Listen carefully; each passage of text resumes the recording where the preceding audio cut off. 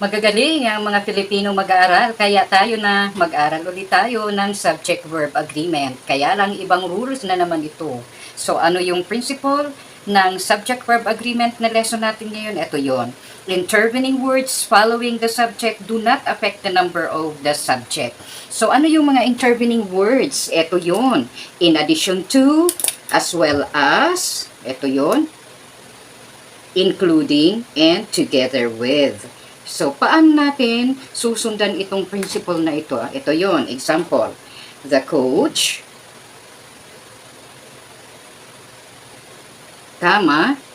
together. Ito na yung intervening words that follow the subject. Huwag itong iintindihin, i-disregard ito kasi bida-bida ito.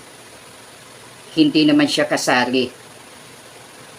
With his athletes, hindi ninyo iintindihin to, no? Ayan.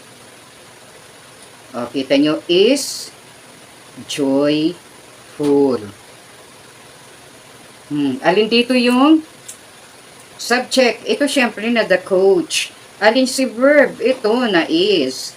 So, ito, huwag natin itong iintindihin. Huwag itong intindihin, ha? Wala yan. Okay, another example.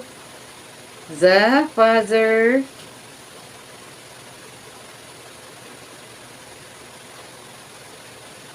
as well as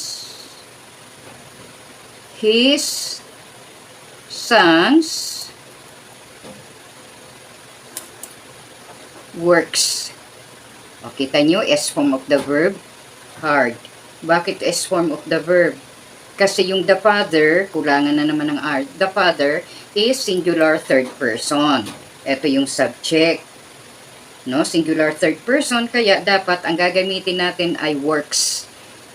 S form of the verb or third person present singular form. Hindi natin gagamitin ang base form or infinitive form or present form.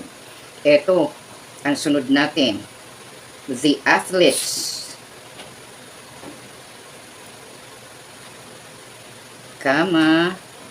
including their coach, play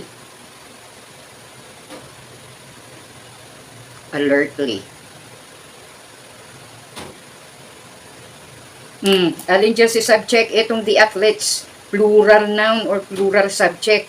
Kaya, dahil hindi natin ito iintindihin, wag natin itong intindihin, bida-bida yan, o pampagulo lang yan, kumbaga sa laro na text, pampagulo lang yan.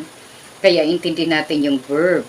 Ang gamit natin dito, kasi ito plural nga na subject, ang gamit natin dito ay infinitive verb form or another name, base form, o kaya present form of the verb. So yan ang ibig sabihin nitong rule na intervening words following the subject do not affect the number of the subject. Ayan. If you know that this can help your fellow Filipino student, you can share this. Watch and follow for more videos like this.